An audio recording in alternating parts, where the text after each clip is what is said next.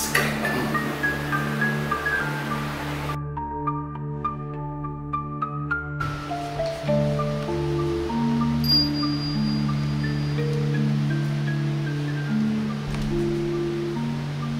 lagi nih. Belum sih, Pak. Ini tugas akhirnya anak media. Namanya Video GM. Udah.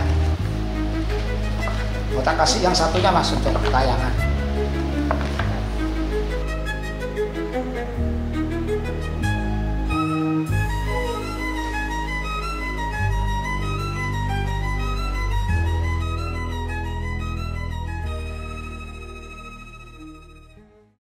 Perkenalkan, nama saya Mehmet Hairul Slamet, seorang musisi, seorang komposer, dan juga seorang pendidik, juga seorang ilustrator musik juga. Perjalanan saya itu udah lewat ke jalur pendidikan. Saya masuk ke Jogja tahun 78 itu masuk pertama ke Asdrafi, langsung 2 tahun pindah ke musik. Saya memperdalam musik itu di AMI Akademi Musik, terus menjadi ISI. Nah, di situ saya memperdalam masalah musik tentang penciptaan musik. Nah, di situ saya melakukan sampai saya lulus. Begitu lulus saya langsung direkrut menjadi pengajar. Nah, dari kegiatan mengajar saya mengaplikasikan ilmu-ilmu saya dapatkan kepada mahasiswa saya, sehingga saya ada di wilayah membimbing mahasiswa di wilayah penciptaan musik baru, ya. Sehingga karena saya sebagai pengajar dosen, maka saya juga harus aktif untuk berkarya. Maka saya terus berkarya sebagai contoh kepada para mahasiswa saya. Itu intinya. Jadi saya berkegiatan, berkomunitas dengan para teman-teman seniman di luar kampus. Saya berkarya, saya sebagai seorang musisi, seorang pengajar, saya aktif berkarya. Maka sehingga saya banyak dikenal saya sebagai pengkarya. Jadi garap musik teater, musik film, itu kerjaan saya. Selama jadi mahasiswa pun saya sering membuat musik tari. Nah, itu sudah saya lakukan hal-hal yang sifatnya kreativitas di dalam bermusik. Saya memilih jalur musik eksperimental setelah saya mengetahui dari referensi-referensi bahwa pijakan-pijakan musik itu tidak harus begitu saja. Artinya sampai pada sebuah komitmen pemahaman bahwa ada 2 jalur, musik seni dan musik industri. Nah, saya masuk ke wilayah musik seni.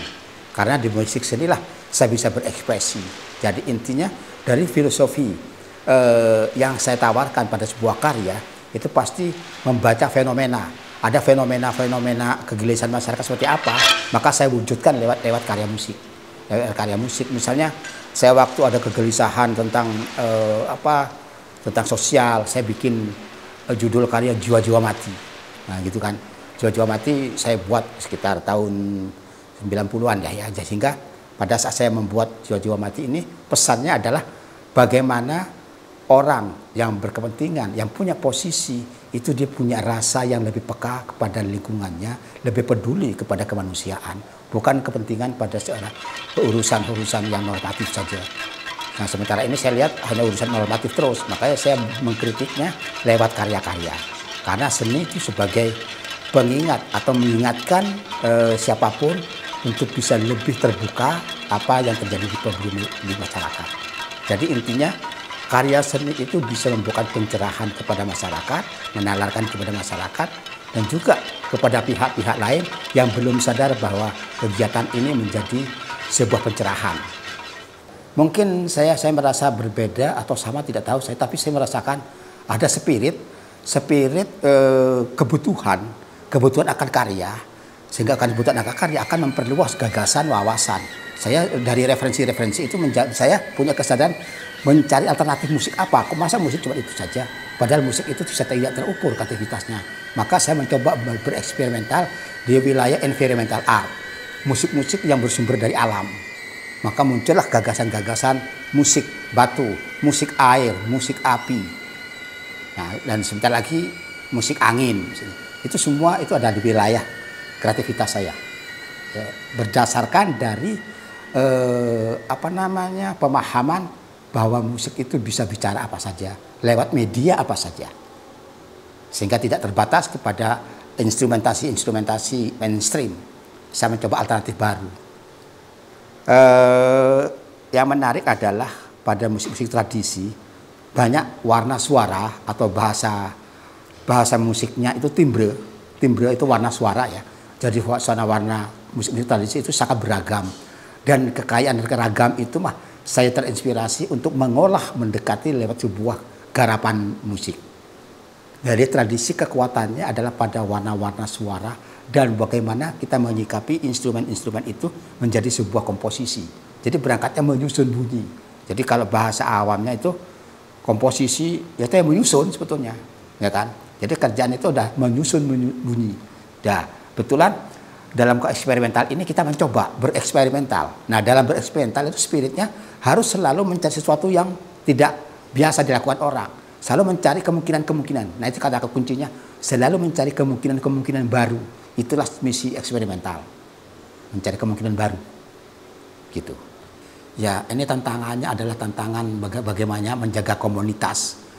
Yang mendukung karya saya itu adalah orang-orang yang punya kesadaran yang sama tentang kegelisahan, mencari alternatif baru, mencari gagasan baru. Maka yang mendampingi saya, teman-teman saya itu pasti juga punya visi yang sama. Nah, menjaga stabilitas semacam ini. Dan tantangannya karena apa? Ini tidak komersil. Jadi ini adalah sesuatu yang benar-benar ada keikhlasan.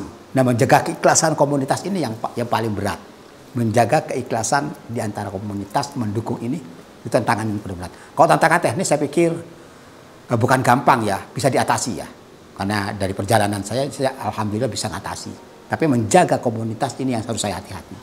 Ya alhamdulillah tanggal 12 Oktober saya akan membawa karya musik batu ini ke Jepang, di Tokyo tepatnya. Itu akan dimainkan secara kolosal sejumlah 1.010 orang yang pemusik yang terlibat di Jepang sana.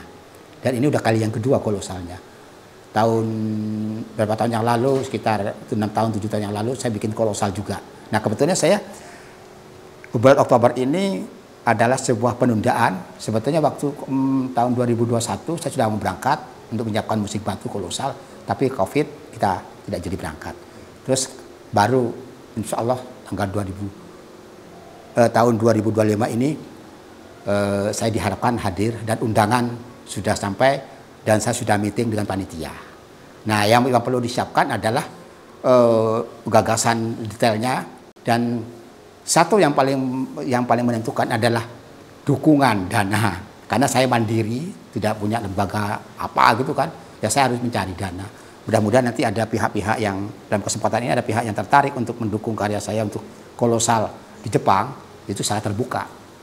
Ya mudah-mudahan ada yang terbuka untuk mendukung karya eksperimen musik batu yang mungkin baru pertama kali main musik batu di negaranya orang.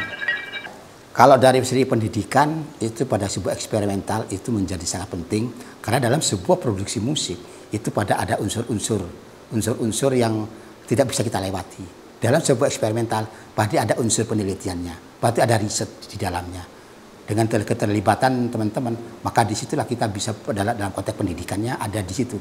Bagaimana kita mempelajari riset, kita mencari musik batu ini seperti apa. Nah, kita ada tim yang untuk sama-sama kita riset di sana. Nah, terus sampai kepada musik-musik yang tradisi tadi dan saya coba bagaimana mengembangkan warna-warna suara dari tradisi, kemungkinan baru dari garapan tradisi. Karena di sini saya tidak bicara murni kulturnya, tapi adalah murni kualitas suara dari instrumen tradisi. Nah, dan saya sudah berkeyakinan satu kata dari saya atau dua kata lah ya. Semakin lokal, semakin global. Itu sederhana kalimat itu, tapi itu terbukti. Saya keluar ke mana perjalanan jauh kemanapun, karena saya membawa lokal Jogja terutama, lokal Jawa terutama, ya, lokal Madura juga karena saya orang Madura, jadi pasti mau tidak mau warna itu akan muncul. Nah warna kelokalan itulah yang membuat orang pihak lain, pihak luar itu lebih tertarik dan berkesan. Nah gitu. Saya beruntung ada di wilayah daerah istimewa Yogyakarta. Karena apa beruntungnya? Karena situasi kondisi sosial, dukungan baik dari pemerintahnya, baik dari masyarakatnya itu sangat kondusif. Jaga apa membuat apa di Jogja pasti banyak yang mendukung, pasti banyak yang bantu gitu. Jadi kita tidak pernah gelisah. Cuman tantangannya berani nggak kamu berbuat, berani nggak bereksperimen. Ini Jogja tempat yang penuh inspiratif, kaya dengan kemungkinan-kemungkinan dan dukungan-dukungan juga ada di Yogyakarta ya, sehingga baik dari stakeholder manapun dia akan mendukung kalau kita bisa menyiapkan konsepnya. Nah, keistimewanya di Jogja adalah kita pintu itu terbuka luas. Jadi tidak ada kata kalau di Jogja itu tidak produktif seorang seniman. Kalau seorang seniman itu hanya tidur saja atau hanya omon-omon saja, mending tidak usah jadi seniman. Seniman harus bergerak. Nah, di Jogja ini bisa bergerak. Nah, kalau nggak bergerak ya rugi sendiri. Wong ini sudah serba ada kok. Jogja kan serba ada. Mau mencari sumber suara atau dari latar belakang budaya manapun, Jogja lengkap. Indonesia ini ada di Jogja. Jadi mau cari asrama apapun ada di Jogja semua. Kita gampang berkomunikasi. Sehingga kita kaya di sini. Nggak usah kemana-mana, kita sudah lengkap. Indonesia ada di Jogja semua. Nah, itu salah satunya kan di situ yang menguntungkan. Karena magnetnya adalah pada sistem suasana pendidikannya ada di Jogja. Kalau pengen belajar ya di Jogja. Kalau pengen kreatif ya di Jogja. Nah itulah. Nah kenapa kok saya begitu? Ya karena lingkungan sangat mendukung.